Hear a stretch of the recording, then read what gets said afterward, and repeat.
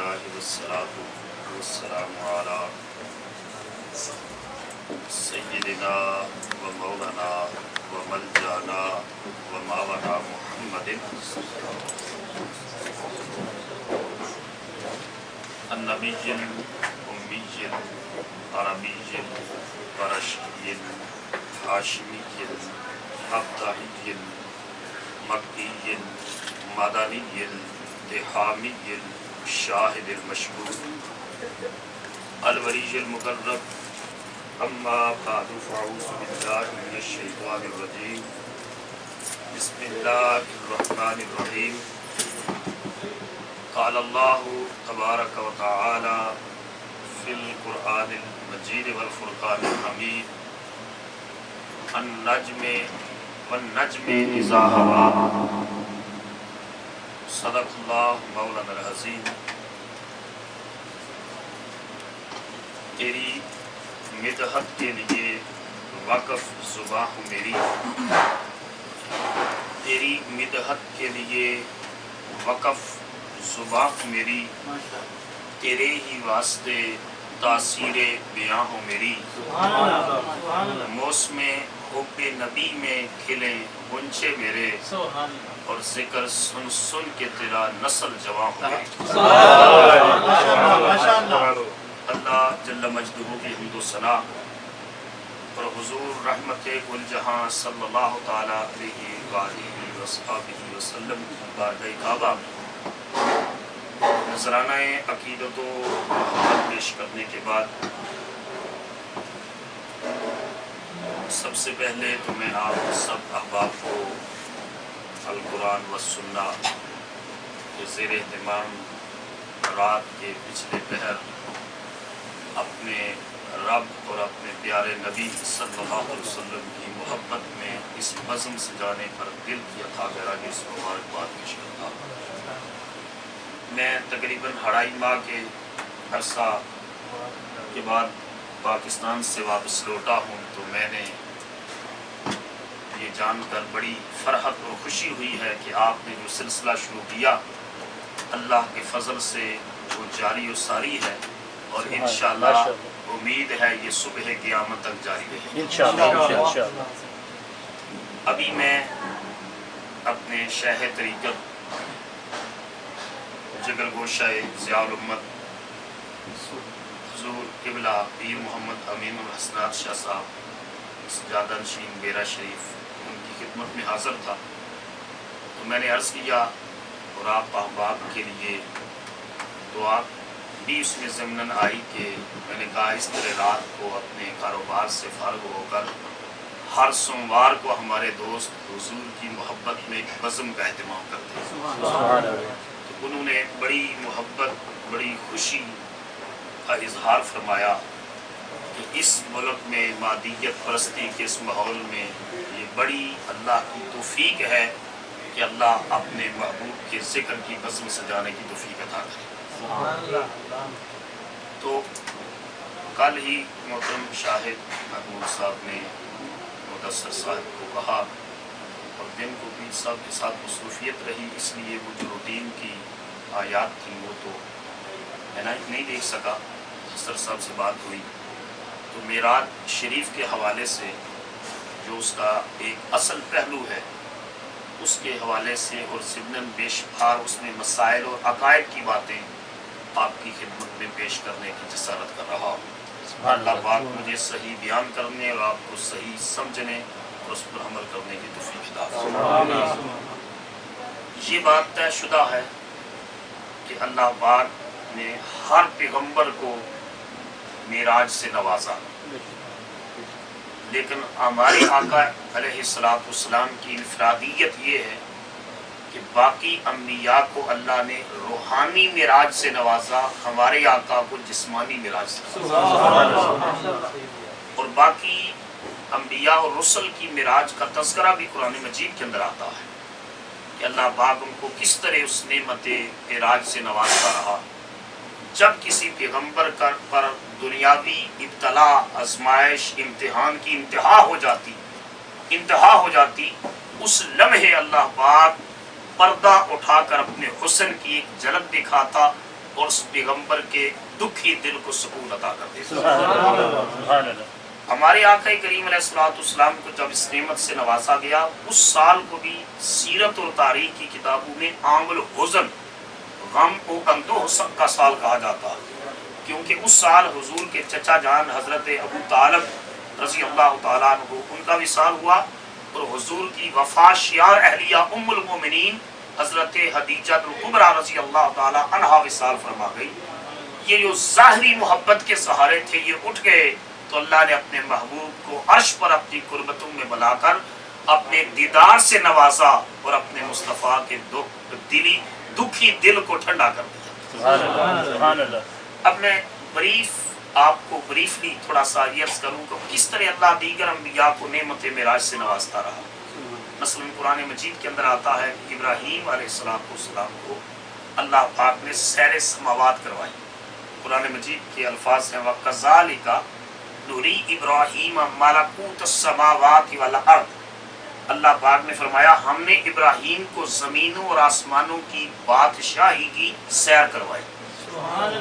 اس کی تفسیر میں مفسرین نے لکھا ہے کہ آپ ایک پتھر کے اوپر کھڑے ہو گئے اور اللہ نے پردے اٹھا دیے اور آپ نے پتھر پر کھڑے ہو کر ساتوں آسمانوں کا بھی مشاہدہ کر لیا، جنت اور دوزخ کا بھی مشاہدہ کر لیا۔ اب یہاں ایک نقطہ ہے بڑا پیارا سمجھنے والا کہ جس پیغمبر کا قدم پتھر پر ہے اور اس کی نگاہ جنت تک ہے، کیونکہ زمین سے آسمان کا فاصلہ 500 سال کی مسافت کا ہے، اور پہلے آسمان کی موٹائی 500 سال کی مسافت جتنی، اور پہلے آسمان سے دوسرے آسمان کا فاصلہ 500 سال کی مسافت جتنا، پھر دوسرے آسمان کی موٹائی 500 سال کی مسافت جتنی، جس پیغمبر کی نگاہ کی وسعت کا یہ عالم ہے کہ وہ پتھر پر قدم ہے اور نگاہ جنت میں ہے، وہ اس پیغمبر کا کمال تو ہے، مگر کمال یہ ہے کہ جس نبی کا قدم عرش پر ہے اس کی نگاہ کہاں ہو۔ حضور کا قدم عرش پر تھا اور خدا ہی جانے جلوائے جانا کہاں تک تھا، وہی تک دیکھ سکتی ہے جس کی نگاہ جہاں تک ہو۔ تو حضور صلی اللہ علیہ وسلم کا قدم عرش پر ہے اور نگاہ خدا کے جلووں کا دیدار کرنے۔ اسی طرح حضرت ادریس علیہ السلام کا ذکر آتا ہے قرآن مجید کے اندر۔ اللہ پاک نے قرآن مجید میں ارشاد فرمایا وَرَفَعْنَاهُ مَكَانًا عَلِيًّا، ہم نے ادریس کو بلندی پر بلایا۔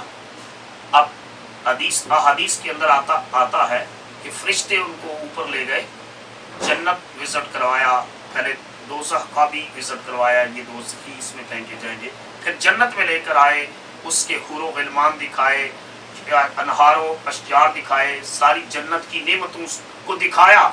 اس کے بعد کہا جناب اب وزٹ کا وقت ختم ہو گیا ہے، اب واپس جانا ہے۔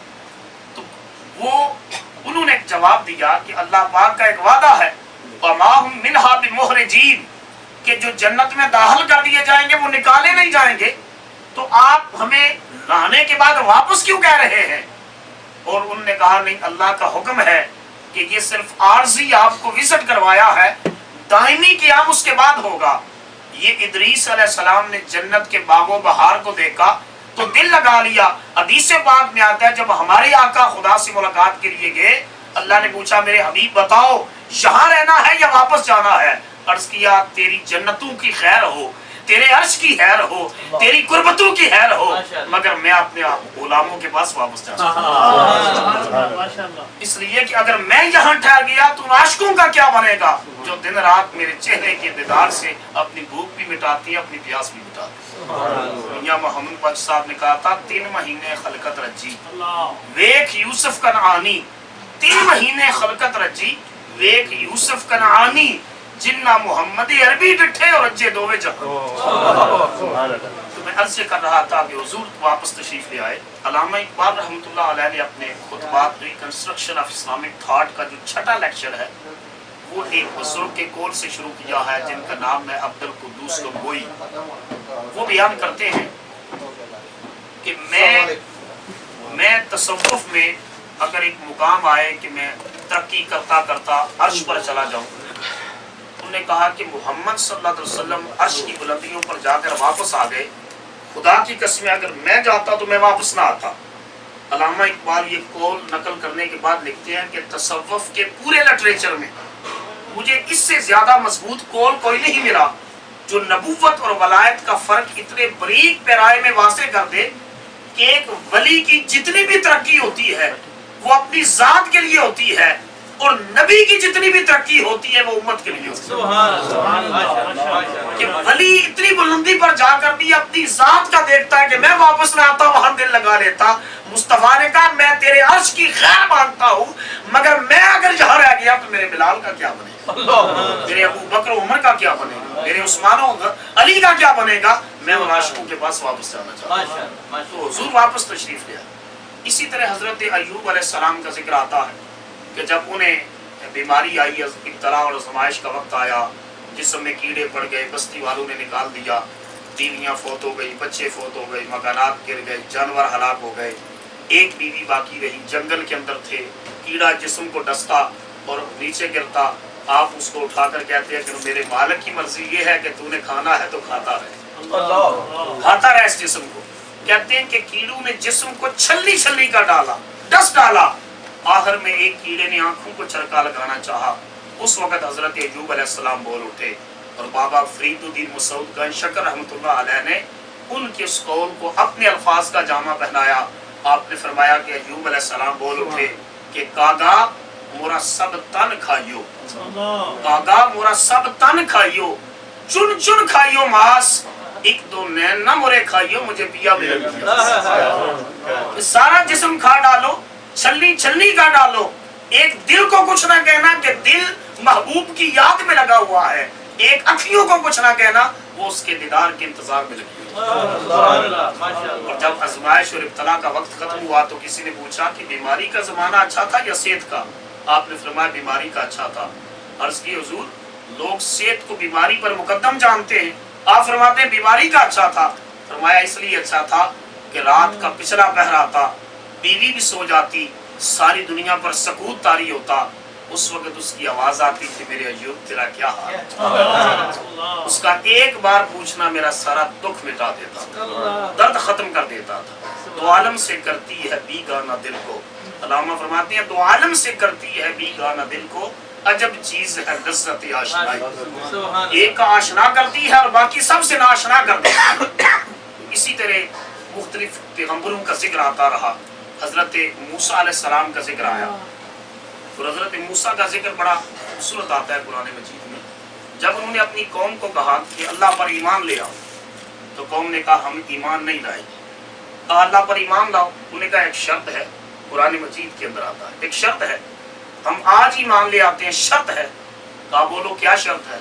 کہا شرط یہ ہے کہ جس رب پر ایمان کی دعوت دے رہے ہیں اس رب کا دیدار تو کرو۔ قرآن مجید میں آتا ہے انہوں نے کہا لن نؤمنا، ہم ہرگز ایمان نہیں لائیں گے، ہرگز، حتی نر اللہ جہرتن، جہاں تک کہ واضح طور پر خدا کو دیکھ نہ لے، جب دیکھیں گے تو ایمان لائیں گے۔ مفسرین لکھتے ہیں کہ موسیٰ کی قوم نے اس شرط کو بنیاد بنا لیا کہ خدا دکھائیں تو ایمان لائیں گے۔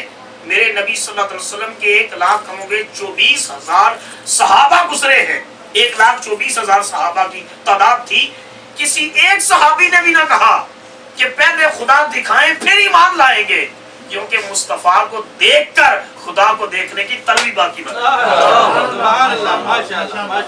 اللہ اللہ وہ بچپنے کی بھون یاد آتا ہے خدا دیکھ کے صورت تیری۔ اور حضور کی حدیث ہے من رآنی فقط رأى الحق، جس نے مصطفیٰ کو دیکھا اس نے حقیقت میں خدا کو دیکھا، کیونکہ حضور کو دیکھنے کے بعد خدا کے دیکھنے کی پیاس ہی نہ رہی، طلب ہی نہ رہی۔ مصطفیٰ کو دیکھ لیا تو سارا سودا اسی پر کر دیا۔ یہاں تک کہ حضرت مجدد الفسانی، آج دنیا بھاگتی ہے کہ نہیں جی ڈائریکٹ اللہ کی طرف، ڈائریکٹ اس کی طرف جاتے ہیں۔ حضرت مجدد الفسانی شیخ احمد سرہندی رحمۃ اللہ تعالی علیہ اپنے مکتوبات شریف میں لکھتے ہیں کہ میں تو رب کو رب اس لیے مانتا ہوں کہ وہ میرے محمد کا رب، اگر وہ میرے محمد کا رب نہ ہوتا تو میں نے اس کو دیکھا نہیں، ملاقات نہیں کی، اس کی کلام نہیں سنا، میں رب نہ مانتا، میرا تو سارا سودا ہی مدینے والے رسول کے ساتھ۔ تو سچی بات یہ ہے کہ سنیوں کا سارا سودا بھی مصطفیٰ کے ساتھ ہے۔ ہم تو حضور کو بنیاد اور وسیلہ بنا کر خدا کی بارگاہ میں عرض کرتے ہیں۔ دیکھیے نا قرآن مجید کے اندر آتا ہے، سورہ اخلاص ہے، یہ پوری سورت توحید کے اوپر ہے، مگر اس سورت کا جو ٹائٹل ہے وہ رسالت مصطفیٰ کا ہے۔ فرمایا قل ہو اللہ احد، اے میرے نبی صلی اللہ علیہ وسلم آپ فرما دیں کہ رب ایک ہے۔ اب سیدھی سی بات ہے کہ اللہ پاک ہمیں کہتا لوگوں میں ایک ہوں، انا الاحد، میں ایک ہوں، تو ایمان لانے والے لے آتے، نہ لانے والے انکار کر دیتے، مگر اللہ نے فرمایا میرے محبوب آپ فرما دیں کہ میں ایک ہوں۔ یا اللہ تو خود کہہ لے، فرمایا خود یہ اس قابل ہی نہیں، میں تیری زبان سے کہلوا کر یہ ان کو باور کروانا چاہتا ہوں کہ مجھ پر ایمان لینے سے پہلے تجھ پر ایمان لانا ہو، کہ میری خدائی کے اقرار سے پہلے تیری مصطفیٰ کا اقرار ضرور ہے۔ جب تجھ سے سن کر مجھے رب مانیں گے، پہلے تجھے یکتا مانیں گے پھر مجھے یکتا مانیں گے۔ تو اس لیے اللہ حضور کے وسیلے کے اور واسطے کے ذریعے ہم سے کلام کرتا ہے، تو ہم کون ہوتے ہیں مصطفیٰ کے واسطے کے بغیر ڈائریکٹ خدا سے کلام کرتے ہیں۔ اس لیے میں عرض کر رہا تھا کہ موسیٰ علیہ السلام کی قوم نے یہ ایک عجیب سی شرط رکھی، اب وہ اللہ سے کلام کرتے، دور پہاڑ پر جاتے تو اللہ کی آواز کانوں میں پڑتی، ایک رس بھری سریلی میٹھی آواز آتی، تو ایک دن آتش شوق بڑھ گئی، اللہ پردے کے پیچھے سے کلام کرتا موسیٰ علیہ السلام سے۔ تو آپ میں نے اگلے دن بھی ایک بات کی کہ ابھی قاری صاحب نے بڑی خوبصورت نعت شریف پڑھی، تو ٹائم اگر کی قلت نہ ہوتی تو دل چاہ رہا تھا اور کلام ان کا سنیں، ان کی آواز سنیں، اور ایک دل کو باتی ہے کہ آواز، اچھے قاری کی آواز، اچھے نعت خواں کی آواز، آپ اندازہ کریں اس لذت کا عالم کیا ہوگا کہ جس کے کانوں میں خدا کی آواز پڑتی، ساری آوازوں سے زیادہ میٹھی اور سریلی اور مد بری اور ساری آوازوں کا جو خالق ہے، جب اس کی آواز موسیٰ کی سماعتوں میں آتی ہوگی، اس وقت موسیٰ علیہ السلام کی لذت سماعت کا عالم کیا ہوتا ہوگا۔ تو ایک دن عرض کی یا رب آرینی، یا اللہ تیری روزانہ سریلی مد بری میٹھی آواز میرے کانوں میں پڑتی ہے، آج یہ پردہ تو ہٹا تاکہ میں دیکھوں جس کی آواز کی لذت کا یہ عالم ہے اس کے دیدار کی لذت کا عالم کیا ہے۔ اللہ کی طرف سے جواب آیا لن ترانی، اے موسیٰ تو مجھے ہرگز نہیں دیکھ سکتا۔ قرآن مجید میں آیا ہے 1 مرتبہ، حدیث پاک میں آیا 9 مرتبہ کہا نہیں ربی آرینی مجھے دکھا، جواب آیا نہیں دیکھ سکتا۔ پھر اصرار کیا، پیغمبر تھے لاڈلے تھے، نہیں دکھا، کہا نہیں دیکھ سکتا، نہیں دکھا، نہیں دیکھ سکتا۔ جب 9 بار اصرار کیا نا تو اللہ نے فرمایا موسیٰ تم تو نہیں دیکھ سکتا، ہاں اگر تیرا اصرار اتنا ہی ہے تو میں اپنے ذاتی نہیں صفاتی حسن کے کروڑویں حصے کی ایک تجلی اس پہاڑ طور پر پھینکتا ہوں۔ تجلی ڈائریکٹ تجھ پر نہیں پڑے گی، تجلی کا ریفلیکشن اور عکس تجھ پر پڑے گا۔ اگر تو میرے صفاتی حسن کے کروڑویں حصے کی تجلی کو برداشت کر گیا تو میں سمجھوں گا اگلی منزل کے تو قابل ہے، اگر تو تجلی کا عکس برداشت نہ کر سکا تو میرے جلووں کا دیدار تو بڑے دور کی بات ہے۔ حضرت موسیٰ علیہ السلام تیار ہو گئے، قرآن مجید سنیے، قرآن مجید میں اللہ پاک فرماتا ہے فلما تجلی ربہ للجبل جعلہ دکا وخر موسیٰ صاعقا۔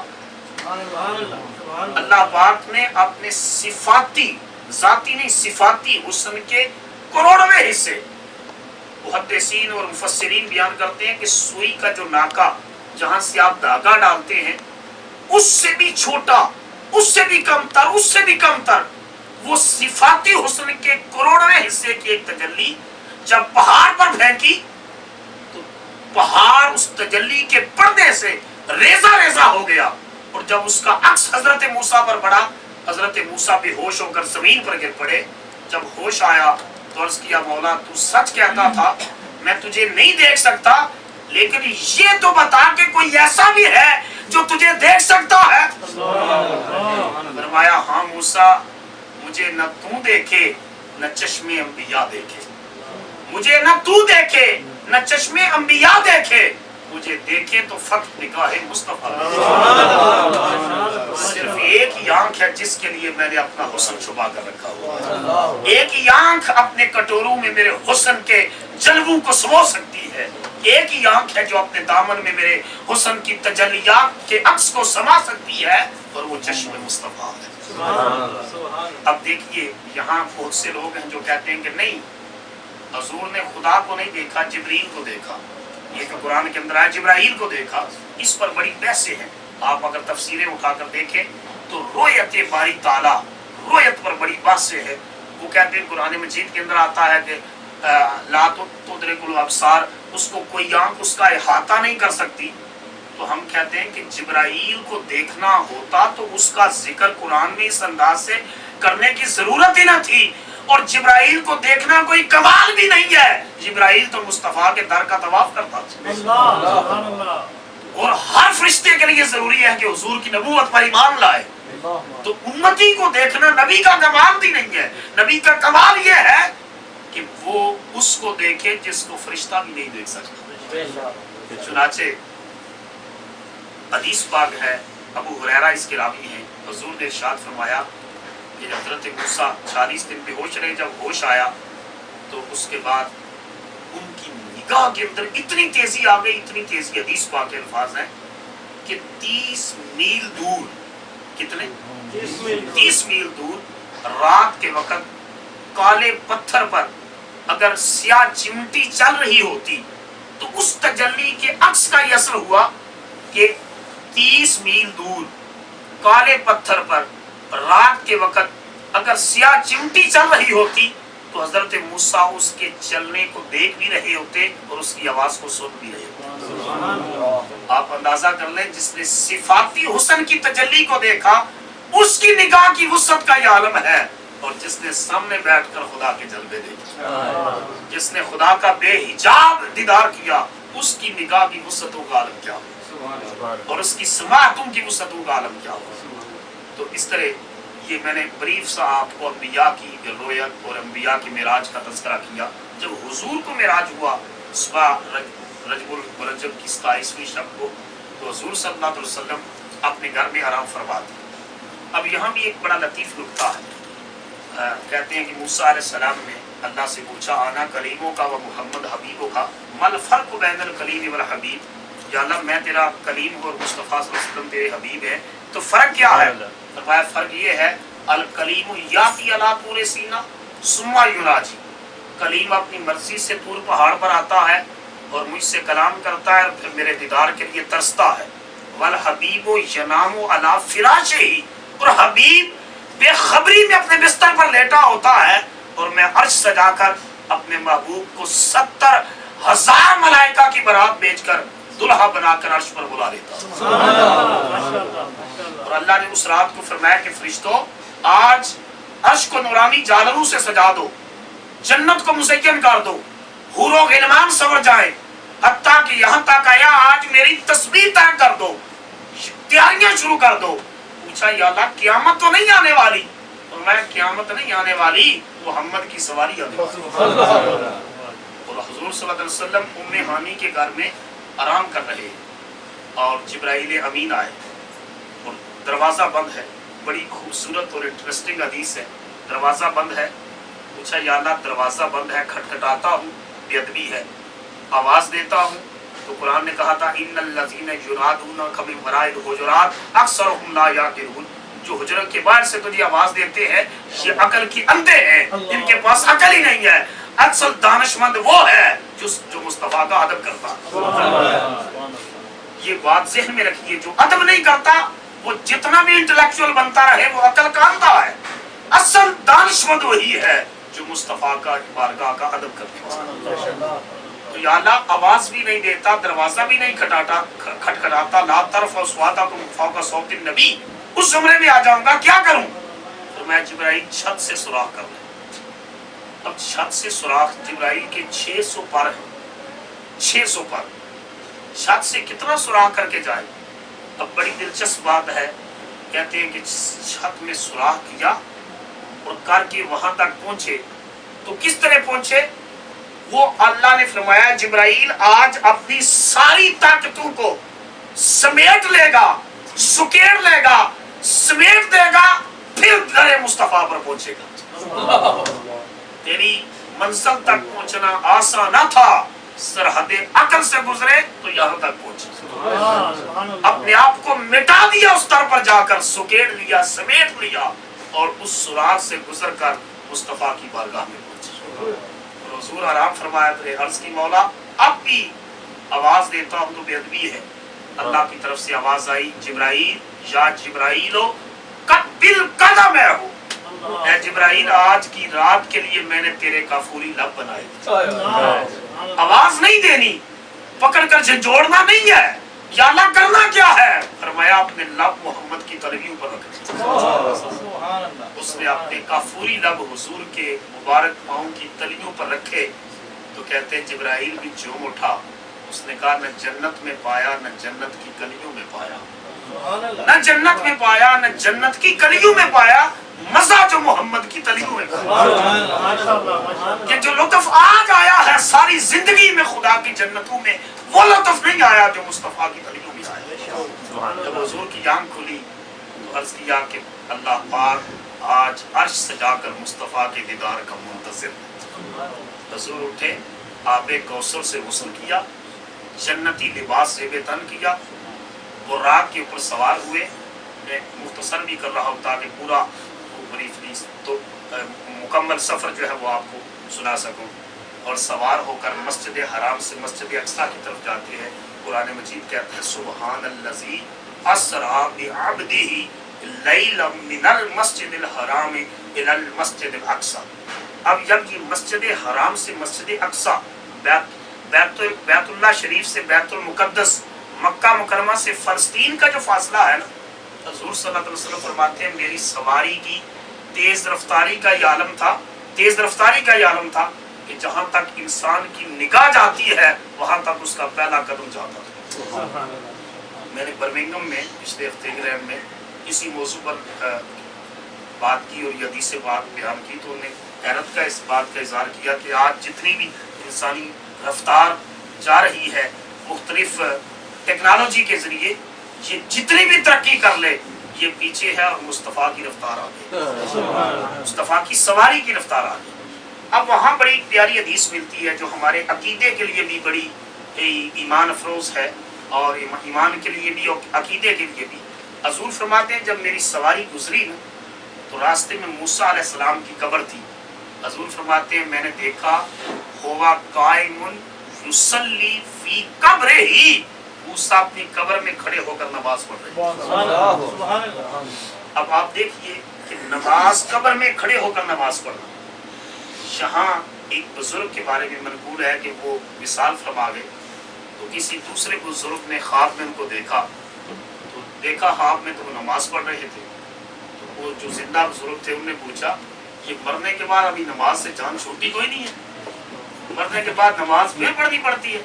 उन्होंने जवाब दिया जब तक जिंदा थे फर्ज समझकर पढ़ते रहे, मरने के बाद नशा समझकर पढ़ते। यदि एक वो हैं जिनको ये नशा उतरा ही नहीं है, एक हम है जिनको चढ़ा ही नहीं है। यानी ये जो सलात मिराजुल मोमिनीन, नमाज मोमन की मिराज है। मोमन की मिराज उस मुस्तफा ने कहा नमाज है कि जो हकीकी नमाज पढ़े वो इधर नमाज में आता है और उधर खुदा पर्दा उठाकर उसका अपना दीदार। हुजूर फरमाते हैं कब्र में खड़े होकर क्या कर रहे थे? बोलो सारे क्या कर रहे थे? अब यहाँ एक नुक्ता समझने वाला है। हदीस के लफ्ज़ है हुआ काइमुन युसल्ली, वो सलात पढ़ रहे थे। युसल्ली सलात के 56 मानी। लफ्ज़ सलात word Arabic word Salat has 56 literal meanings. सलात का मना नमाज भी, सलात का मना दरूद भी, सलात का मना रहमत भी, सलात का मना बरकत भी, सलात का मना कुर्ब भी। 56 मानी है सलात के। तो यहाँ नमाज वाला जो माना है इश्क तस्लीम नहीं करता कि मूसा अलैहिस्सलाम को पता हो कि मुस्तफा आ रहे हैं, अंबिया के इमाम आ रहे हैं और नमाज भी फर्ज ना हो, नमाज भी नफली हो। किस तरह मुमकिन है बिला तशबीह और बिला तमसील कि किसी को पता चले कि उसके पीर साहब आ रहे हैं और वो नफलों की नियत बांध के खड़ा हो जाए? عشق اس بات کو تسلیم نہیں کرتا، اس لیے اس حدیث کا ترجمہ نواز نہیں کرنا پڑے گا، ترجمہ درود کرنا پڑے گا کہ جب میری سواری گزری ہوگا قائم یصلی فی قبر ہی، موسیٰ اپنی قبر میں کھڑے ہو کر مجھ محمد پر درود پڑھ رہے ہیں، سبحان اللہ، دیکھا مصطفیٰ آ رہے ہیں، ہاتھ باندھ کر کھڑے ہو گئے، نبیوں کا سردار آ رہا ہے، رسولوں کا امام آ رہا ہے، اور قبر میں کھڑے ہو کر مصطفیٰ پر صلاۃ والسلام نذرانے پیش کر رہے ہیں۔ آپ وہاں سے مسجد اقصیٰ میں پہنچے تو وہاں حضور صلی اللہ علیہ وسلم پہنچے تو آدم علیہ السلام سے لے کر حضرت عیسیٰ تک 1,24,000 نبی و رسول جمع تھے۔ اب جب جمع تھے سارے انبیاء اٹھ کھڑے ہوئے، حضور آئے تو جبرائیل امین نے کہا یا محمد صلی اللہ علیہ وسلم تقدم وصلی باخوانک من الانبیاء رکعتین، اے محمد صلی اللہ علیہ وسلم آگے بڑھیے اور اپنے انبیاء بھائیوں کو 2 رکعت نماز پڑھائیے۔ اور انبیاء کو کہا، جبرائیل امین علیہ السلام نے انبیاء کو کہا اے گروہ انبیاء تم صفیں سیدھی کر لو، اب امام آ گیا ہے۔ نبیوں میں نبی ایسے کہ امام الانبیاء ٹھہرے، حسینوں میں حسین ایسے کہ محبوب خدا ٹھہرے۔ رسول صلی اللہ علیہ وسلم آگے بڑھے۔ اب یہاں ایک بڑی پیاری حدیث سننے والی، اور یہ ایک بڑا کنفلکٹ ہے جو انسانی ذہنوں میں پیدا ہوتا ہے، میں اس کنفلکٹ کو دور کرنا چاہتا ہوں۔ ایک حدیث کہہ رہی ہے اس سفر معراج میں کہ حضور نے فرمایا میں موسیٰ علیہ السلام کی قبر کے پاس سے گزرا تو وہ قبر میں کھڑے ہو کر مجھ پر درود پڑھ رہے تھے۔ دوسری حدیث کہتی ہے کہ مسجد اقصیٰ میں پہنچے تو سارے انبیاء اس وقت موجود تھے۔ تیسری حدیث میں آ رہا ہے کہ چھٹے آسمان پر حضور پہنچے تو موسیٰ علیہ السلام پھر استقبال کے لیے کھڑے تھے۔ تو یہ تینوں حدیثیں پڑھ کر ایک مرتبہ انسانی عقل چکرا جاتی ہے کہ یہ موسیٰ علیہ السلام ایک ہے یا 7-8 ہے، کہ جو قبر میں بھی ہیں، جو مسجد اقصیٰ میں بھی ہے، جو چھٹے آسمان پر بھی ہے۔ اس کے 2 جواب دینا چاہتا ہوں۔ ایک جواب تو یہ ہے کہ ملک الموت کتنے ہیں؟ ایک ملک الموت ہے، وہی امریکہ میں روح قبض کرتا ہے، وہی خالیے میں روح قبض کرتا ہے، وہی دنیا کے جس گوشے میں چلے جائیں ملک الموت ایک ہے، اور ایک لمحے میں کروڑوں لوگوں کی روحیں قبض ہو رہی ہیں۔ اگر ایک ملک الموت ایک لمحے میں کروڑوں لوگوں کی روح قبض کر سکتا ہے تو اللہ کا ایک بندہ ایک لمحے میں 1000 جگہ پر موجود ہو سکتا ہے۔ ایک نقطہ یہ ہے، اور دوسرا نقطہ یہ ہے کہ نبی صلی اللہ علیہ وسلم کس پر سوار تھے؟ براق پر۔ حضور براق کی رفتار سے جا رہے تھے، موسیٰ نبوت کی رفتار سے جا رہے تھے، اور نبوت کی جو رفتار ہے کئی براقیں مل جائے تو نبوت کی رفتار کی گرد راہ کو بھی نہیں پا سکتے۔ نبی کی تو قوت بڑی دور کی بات ہے، نبی کا تو جلسہ ہے، مجمع سجا ہے، تو 1500 کلومیٹر دور ملکہ بلقیس مسلمان ہو گئی ہے اور آنا چاہتی ہے، تو پیغمبر سلیمان علیہ السلام اپنے مجمع میں کہتے ہیں کہ بلقیس میری بارگاہ میں آ رہی ہے، اس کا 80 گز لمبا اور 40 گز چوڑا تخت ہے، ہیرے جواہرات اور موتیوں سے سجا ہوا اور مزین ہے۔ اس مجمع میں کوئی شخص ہے جو بلقیس کی آنے سے پہلے اس کا تخت یہاں پہنچا دے؟ تو قرآن مجید کہتا ہے وقال عفریت من الجن، اس مجمع سے جن اٹھا۔ محفلوں میں بڑے بڑے جن موجود ہوتے ہیں، اور آج بھی ہوتے ہیں، اور مسلمان بھی ہوتے ہیں۔ اگر ہو تو یہ کہ اللہ کی رحمت ہے، کیونکہ فرشتے بھی محفلوں میں شرکت کرتے ہیں۔ فرشتے گھر سے کہا تھا، وہ اٹھا اور اس نے کہا میں انا آتیک بہ قبل ان تقوم من مقامک، اے میرے پیغمبر آپ کھڑے ہوں اور کھڑے ہو کر بیٹھے، جتنی دیر کھڑے ہونے اور بیٹھنے میں لگتی ہے اتنی دیر میں 1500 کلومیٹر دور سے بلقیس کا تخت اٹھا کر اپنے پیغمبر کے قدموں میں رکھ سکتا ہوں۔ آپ نے فرمایا اتنی دیر میں پتا چلا کہ نبی کا یہ علم ہے، وہ جانتا ہے کہ اس مجمع میں ایسا بھی ہے جس کی طاقت اس جن سے زیادہ ہے۔ مجمع کے اندر بیٹھے ہوئے لوگوں کی ایمانی طاقت سے پیغمبر آگاہ ہوتا ہے۔ فرمایا یہ تو دیر ہے، مجھے اس سے بھی جلدی چاہیے۔ قرآن مجید کہتا ہے ایک شخص اٹھا وقال الذی عنده علم من الکتاب انا آتیک بہ قبل ان یرتد الیک طرفک، ایک ولی اٹھا سلیمان کی امت کا، اس کا نام تھا آصف بن برخیہ۔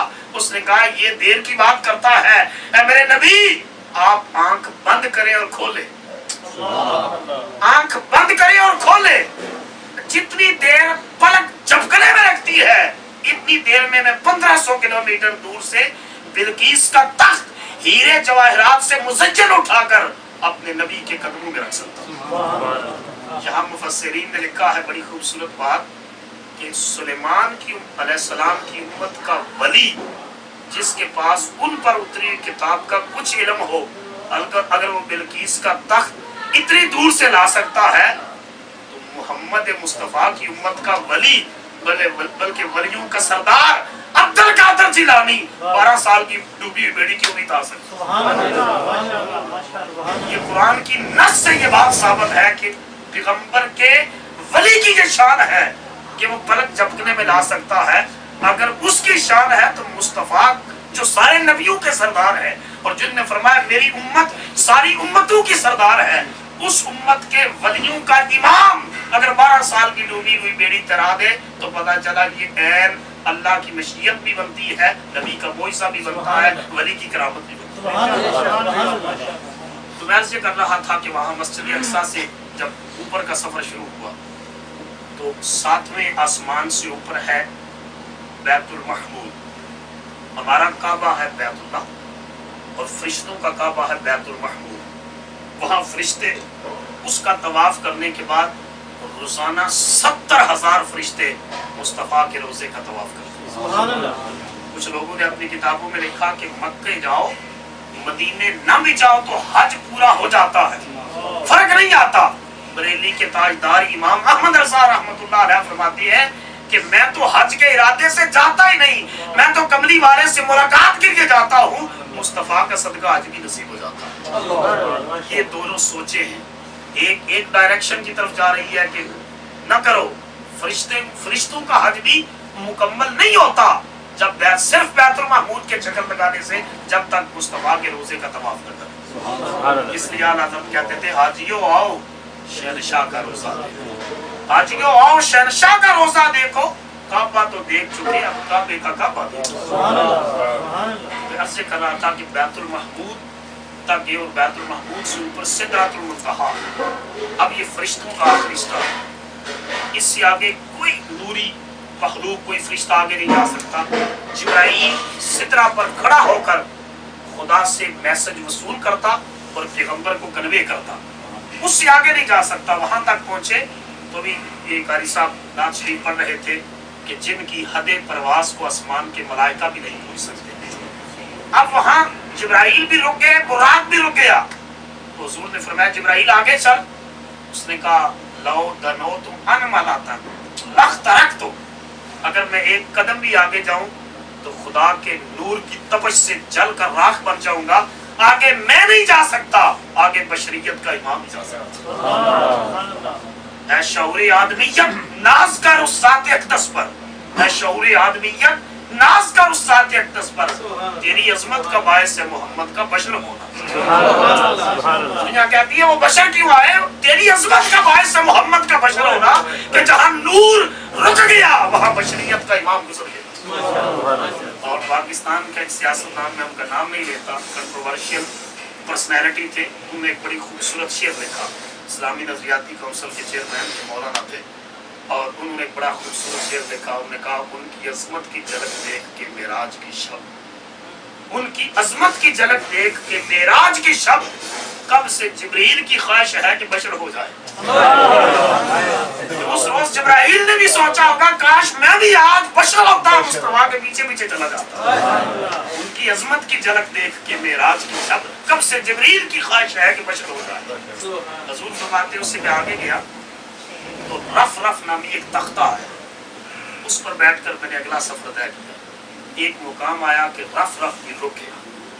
حضور فرماتے ہیں اس سے آگے اللہ کے اسماء کے پردے اور صفات کے پردے تھے، ایک طرف اللہ کے علم کا پردہ، دوسری طرف اللہ کی جباریت کا پردہ، تیسری طرف اللہ کی قہاریت کا پردہ، چوتھی طرف اللہ کی رحمانیت کا پردہ، پانچویں طرف اللہ کی کریمیت کا پردہ، چھٹی طرف اللہ کی رحیمیت کا پردہ۔ جدھر نگاہ جاتی تھی خدا کی صفتوں اور اس کے اسماء کے پردوں کی جھلک نظر۔ میرے دل کے اندر ایک اجنبیت سے ایک احساس پیدا ہوا، پتہ نہیں میں نے آگے کا سفر کیسے طے کرنا ہے۔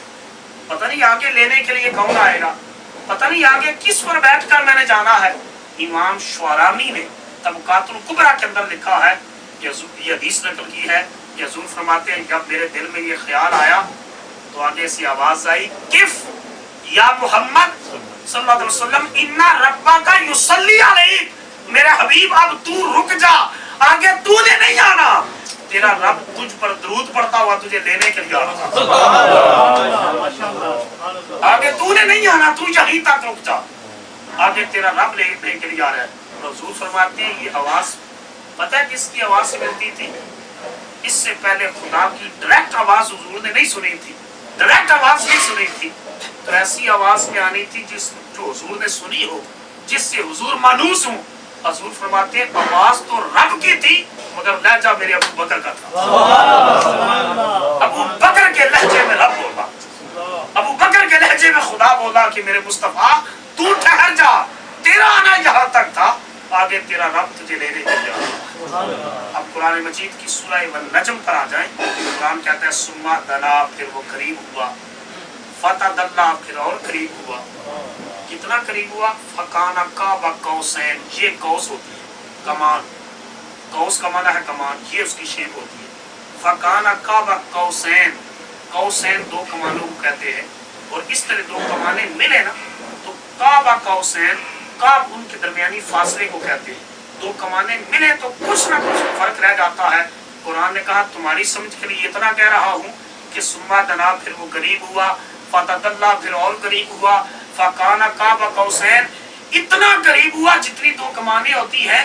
قرآن اس سے اگلی بات کرتا ہے او ادنا، اس سے بھی زیادہ قریب ہوا، وہ کتنا قریب ہوا؟ گولڑا شریف کے امام نے کہا تھا کوئی مثل نہیں ڈولن دی، کوئی مثل نہیں ڈولن دی، شب کر میرے علی تجاریوں بولن، جہاں عقل اور شعور کے پیمانے ٹوٹ جاتے ہیں، فہم اور سمجھ کے گھوڑے چل چل کر تھک جاتے ہیں اور مصطفیٰ کی حد پرواز کا احاطہ نہیں کر سکتے، وہاں حضور فرماتے ہیں اللہ کی طرف سے آواز ہے السلام علیکہ ایھا النبی، اے نبی آپ پر سلام ہو، بولو سارے اے نبی آپ پر سلام۔ اب جب کوئی سلام کہے، اب جب ہم سلام کہتے ہیں یا نبی سلام علیکہ، تو مطلب یہ ہے کہ ہم سنت خدا کی ادا کرتے ہیں۔ اللہ نے کہا ہے نبی السلام علیکہ ایھا النبی، جو سلام کہا جائے تو اصول یہ ہے کہ جواباً میں بندہ کہتا ہے وعلیکہ یا وعلیکم السلام، حضور نے جواب میں یہ نہیں کہا وعلیک السلام، اے اللہ تجھ پر بھی سلام، حضور نے یہ نہیں کہا کیونکہ اللہ خود سلام ہے، وہ خود سلام ہے۔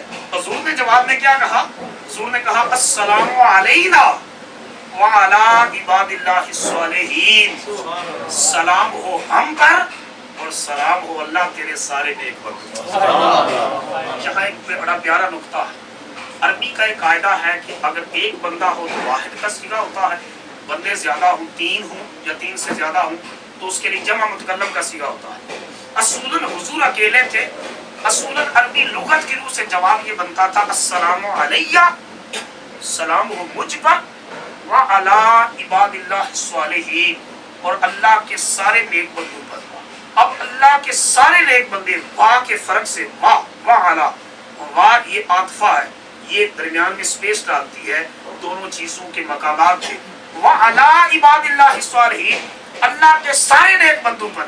اب سارے نیک بندے تو آگے ایک طرف، باقی حضور اکیلے رہ جاتے ہیں تو جواب بنتا تھا السلام علیہ، سلام ہو مجھ پر اور اللہ کے سارے نیک بندوں پر، مگر حضور نے جمع کا صیغہ استعمال کر کے کہا السلام علینا، سلام ہو ہم پر اور اللہ کے نیک بندوں پر، یعنی اللہ تیرے نیکوں پر بھی سلام ہو، محمد کے گناہگاروں پر بھی سلام ہو، نیکوں پر ان کی نیکی کی وجہ سے سلام ہو، گناہگاروں پر محمد کی رحمت کی وجہ سے سلام ہو، کہ مجھ پر اور میرے گناہگار امتیوں پر بھی سلام ہو اور میرے تیرے نیکوکار بندوں پر بھی سلام ہو۔ پھر حضور فرماتے ہیں کہ جب میں او ادنا کی قربتوں میں خدا کے پاس بیٹھا تو اللہ پاک نے بڑا خوبصورت جملہ کہا، بڑا خوبصورت جملہ۔ اللہ نے فرمایا بیما اشرفو کا یا محمد، اے میرے محبوب آج تنہائیوں میں ساری دنیا نیچے رہ گئی، نوری اور بشری نیچے رہ گئے، زمین و آسمان نیچے رہ گئے، لوح و قلم نیچے رہ گئے، عرش و کرسی نیچے رہ گئے، اور تو ہی نہ ہوش قربت الہیہ میں میرے پاس آ گیا. آج بتا میں تجھے کس نام سے بلاؤں؟ بیما اشرف ہوگا. جو لقب جو نام تو پسند کرتا ہے میں آج تیرے لیے وہی چوز کروں گا. اللہ نے اپنی قدرتوں کی حد کر دی. مگر جواب سنیے، جواب سنیے اور بندگی پر ناز کیجیے. جواب سنیے اور مصطفیٰ کی غلامی پر ناز کیجیے. جواب سنیے اور حضور کی عاجزی پر ناز کیجیے. اللہ نے اپنی قدرتوں کی حد کر دی اور قبلی والے بولے تو مصطفیٰ نے اپنی نیاز مندی کی حد کر دی. اللہ نے فری ہینڈ دیا کہ آج جو لقب تو پسند کرے گا میں رب اپنی زبان سے تیرے لیے وہی لقب بولوں. حضور نے جواب میں بتایا کیا عرض کیا؟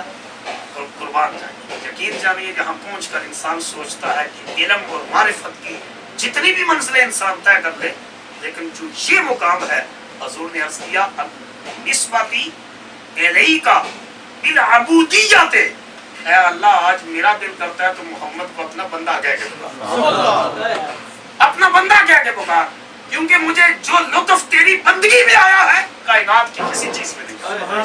حضور کے قدم سوج جاتے، قدم سوج جاتے، ورم آ جاتا، خون بہنے لگتا. ساری ساری رات قیام سجدے کر کے جب دعا کا وقت آتا پتہ ہے کن الفاظ سے دعا مانگتے؟ عرض کرتے اللہم ما عبدناک حتی عبادت.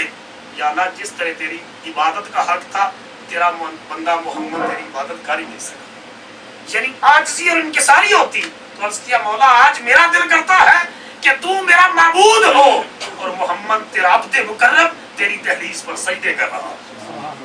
اللہ پاک نے قرآن مجید کے 2 مقامات پر یہی لفظ جو حضور نے پسند کیے استعمال کیے. سبحان الذی اسرا بعبدہ، کہا میں عبد کہہ رہا ہوں کیونکہ میرے مصطفیٰ نے یہ پسند کیا. اسرا برسولہ، اسرا بنبیہ، اسرا بحبیبہ نہیں کہا. اور سورہ نجم کے اندر فرمایا فاوحیٰ الی عبدہ ما اوحیٰ. اللہ نے اپنے عبد سے کلام کیا جو بھی کلام کیا. یہاں ہزارہ نکتے ہیں مگر میں آخری بیان کر کے تاکہ وقت کی کمی بھی پیش نظر ہے میں ختم کرنے کی طرف آتا ہوں. کہ آخری نکتہ ہے وہ یہ کہ اللہ پاک نے پوچھا میرے محبوب تو ان تنہائیوں میں میرے پاس آیا ہے تو بتا کیا لے کر آیا ہے، کیا لے کر آیا ہے؟ عرض کیا مالک میں ایک ہاتھ میں گناہگاروں کی ناقص عبادتیں لے کر آیا ہوں اور دوسرے ہاتھ میں گناہگاروں کے گناہ لے کر آیا. دنیا کا دستور یہ ہے کہ کوئی کسی کا تحفہ واپس نہیں کرتا. اللہ نے فرمایا میرے محبوب میں نے تیرے گناہگاروں کی جو ہے ناقص عبادت گزاروں کی عبادتیں بھی قبول کر لی ہیں، تیرے گناہگاروں کے گناہ بھی بخش دیے. اب اللہ پاک نے جو عطا کیا تحفہ وہ ہمیں 6 ماہ کے روزے اور 50 نمازوں کو تحفہ حضور کو عطا فرمایا. اب جب لے کر واپس آئے تو 6 آسمان پر حضرت موسیٰ علیہ السلام کھڑے. عرض کیا حضور اللہ نے کیا تحفہ دیا؟ کہا 50 نمازوں. عرض کی یا رسول اللہ صلی اللہ علیہ وسلم ویسے تو اللہ کا تحفہ ہے سر آنکھوں پر، لیکن میں نے لوگوں کا بڑا تجربہ کیا ہے کہ 50 نمازیں پڑھنے والے نہیں. آپ کی اللہ بات نہیں ٹالتا، خدا سے سفارش کرے اللہ نمازیں کم کر دے. اب حضور کے تو اللہ نے کہا چلو 5 کم کر دیتے. جب واپس آئے تو پھر کہا 45 نمازیں یہ تو نہیں پڑھنے والے، میں نے تو بڑا عرصہ گزارا ان میں بڑا تجربہ کیا. دوبارہ حضور کرم فرمائیے دوبارہ تشریف لے جائے. حضور تشریف لے گئے. اللہ نے کہا چلو 5 اور کم کر دیتے. تفصیل میں جانے کا وقت نہیں ہے. 2 نکتے ہیں اس کے اندر. اللہ کو پتا تھا میں نے 5 ہی نمازیں کم کرنی ہیں تو 5 ہی نمازیں فرض کرنی ہے اور 45 کم کرنی ہے. اللہ نے اپنے مصطفیٰ کو اپنے محبوب لاڈلے حبیب کو 9 چکر کیوں لگوائے؟ اس میں ایک نقطہ تھا. وہ نقطہ یہ تھا کہ میں نے ابتدا میں عرض کیا موسیٰ علیہ السلام نے کتنی مرتبہ دعا مانگی تھی؟ 9 مرتبہ. کہ مجھے اپنا آپ دکھا دکھا دکھا. جواب آیا موسیٰ نہیں دیکھ سکتا. پیغمبر کی دعا مؤخر ہو سکتی ہے، رد نہیں ہو سکتی، رد نہیں ہو سکتی. اللہ نے فرمایا موسیٰ تیری تمنا کے بر آنے کا وقت آنے والا ہے. شب معراج میں تجھے 6 آسمان پر کھڑا کر دوں گا. مجھے پتا ہے میں نے 5 نمازیں فرض کرنی ہے، میں 50 دوں گا. تو کمی کا مطالبہ کرنا، میرا حبیب میری بارگاہ میں آئے گا، میں 5 کم کروں گا. اے موسیٰ تو ان اکھیوں کا دیدار کر لینا جو میرا دیدار کر کے آ رہے ہیں. اور جب دوسری مرتبہ میرا محبوب آئے گا تو پھر دیکھنا 9 مرتبہ 9 چکر لگیں گے. ہر چکر پر تیری ایک دعا قبول ہو جائے گی۔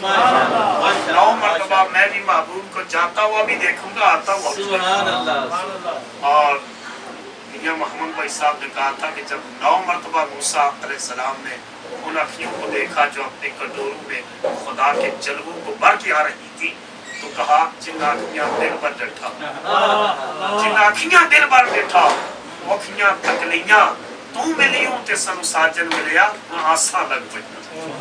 حتیٰ کہتے ہیں کہ آخری مرتبہ بھی موسیٰ علیہ السلام نے اضافی کھوڑا لگانے کے لیے کہا ایک چکر اور لگا دے۔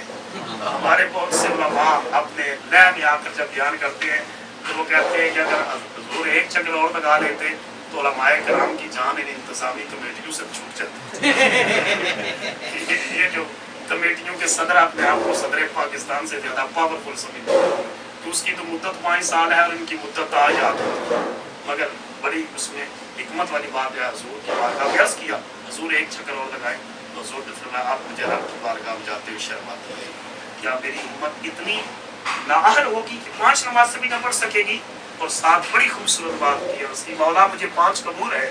اللہ کی طرف سے آواز ہے میرے حبیب اگر تجھے قبول ہے تو میں رب وعدہ کرتا ہوں جو تیرا امتی 5 نمازیں پڑھے گا میں ثواب 50 کا کام۔ سبحان اللہ۔ یعنی خدا حضور کا کرم اور خدا کا فضل دیکھیے کہ نماز آپ ایک پڑھتے ہیں ثواب اللہ 10 کا عطا فرماتا ہے۔ اب حضور وہ تحفہ لے کر آئے، ہماری بدقسمتی یہ ہے کہ ہم سب سے زیادہ ناقدری اس تحفے کی کرتے ہیں۔ اس لیے میری گزارش یہ ہے کہ آپ نے حضور کا سفر معراج سنا اور آپ اس تحفے کی قدر کیجئے اور اپنی نمازوں کی پابندی کیجئے۔ نماز پڑھیں گے اللہ دونوں جہانوں کی عزت عطا فرمائے گا۔ میں بات ختم کر چکا ہوں مگر اس نقطے کے ساتھ کہ آخری جو نقطہ ہے وغیرہ یہ پورا اس نقطہ ہے۔ میں کئی جگہوں پر لیکچر دے کے جاتا ہوں تو بچے مجھ سے سوال کرتے ہیں کہ آپ کا سٹار کیا ہے؟ میں نے کہا تھا being a Muslim we don't believe in stars, کہ ہم ستاروں پر یقین نہیں رکھتے۔ میں گجرات کے لا کالج میں پڑھاتا ہوں تو انہوں نے کہا جی آپ اپنی ڈیٹ آف برتھ بتا دیں ہم خود حساب لگا لیں۔ میں نے کہا ہم مسلمان ہونے کی حیثیت سے ستاروں پر اعتقاد ہی نہیں رکھتے۔ اور اس پر علامہ صاحب نے ایک بڑی خوبصورت کمنٹس کی ہے، کہا کہ ستارہ تیری تقدیر کی کیا خبر دے گا، ستارہ تیری تقدیر کی کیا خبر دے گا، وہ تو خود فراخی افلاک میں ہے خار و زمین، جو آسمان کی وسعتوں میں دھکے کھا رہا ہے وہ تیرا مقدر کیسے بتا سکتا ہے؟ تو اس نبی کا غلام بن، شب معراج سارے ستارے محمد کے قدم چھو گئے۔ اور اس وقت علامہ کہتے ہیں کہ یہ ہماری زمین جو ہے نا یہ سورج سے سائنٹیفکلی ٹٹ کر جدا ہوئی ہے، اور زمین کی طرح کے کئی سیارے زحل، مریخ، مشتری اس وقت بھی سورج کے ارد گرد چکر لگا رہے ہیں۔ اقبال کہتے ہیں کہ جب حضور معراج پر گئے نا، سورج نیچے، چاند نیچے، ستارے نیچے، گلیکسیز نیچے، سیارگاہ فلکی نیچے، تو علامہ کہتے ہیں عروج آدم خاکی سے یہ انجم سہمے جاتے ہیں، عروج آدم خاکی سے یہ انجم سہمے جاتے ہیں، یہ ٹوٹا ہوا تارا کہیں مہ کامل نہ بن جاتا۔ یہ سورج سے ٹپ کر جدا ہونے والی خاک سے اٹھ کر آنے والا انسان مرتضی اور انسان کامل، یہ آج سورج کو بھی قدموں کے نیچے روند کے جا رہا ہے، یہ کہیں مہ کامل نہ بن جائے، یہ تو سورج سے بھی زیادہ طاقتور ہے۔ انہیں کیا خبر تھی کہ سورج کی تحریک ہی محمد کا صدقہ ہوئی اور کائنات کی تحریک مصطفیٰ کا صدقہ ہوئی۔ میں اور بھی بہت سی باتیں کرتا مگر وقت کے دامن میں جگہ تھوڑی ہے۔ میں دعا کرتا ہوں اللہ آپ کے ذوق کو، آپ کے شوق کو، آپ کے عقیدے کو سلامت رکھے۔ کہ ہمارے دوست جو اس کا اہتمام کرتے ہیں قرآن و سنت، کل شاید صاحب نے مجھے 3 ماہ کے بعد پچھلی نیٹ کے اوپر وہ گفتگو جو میں نے یہاں کی ربیع الاول شریف میں وہ دکھائی، اور یہ بہت بڑی کارکردگی ہے۔ دفتر صاحب بھی اس میں پیش ہے، بہت سے ہمارے دوست شاہ صاحب تشریف لے گئے، برادر صاحب یہ ابھی شاہد صاحب مجھے لے کر آئے، یہ ہمارے دوست ساتھ آئے سارے، میں سب کے لیے دعا گو بھی ہوں اللہ آپ کے عقیدے، ایمان، جان سب کی حفاظت فرمائے، اور اسی ذوق و شوق کے ساتھ حضور کی محبت میں اس بزم کو سجانے کی توفیق عطا فرمائے۔ سچی بات ہے، میرا ایمان یہ ہے آپ کی سنوان والی محفل آپ کی بخشش کا ذریعہ بنتا ہے۔ ربنا آتنا فی الدنیا حسنۃ وفی الآخرۃ حسنۃ وقنا عذاب النار عذاب القبر ومن عذاب الحشر ومن عذاب النصر ومن عذاب القرص ومن عذاب البرص ومن حساب الميزان وتعز من تشاء وتذل من تشاء بيدك الخير انك على كل شيء قدير اللهم نسألك العفو والعافية والمعافاة في الدين والدنيا والآخرة. یا اللہ پاک ہماری اس محفل کو اپنی بارگاہ میں قبول فرما.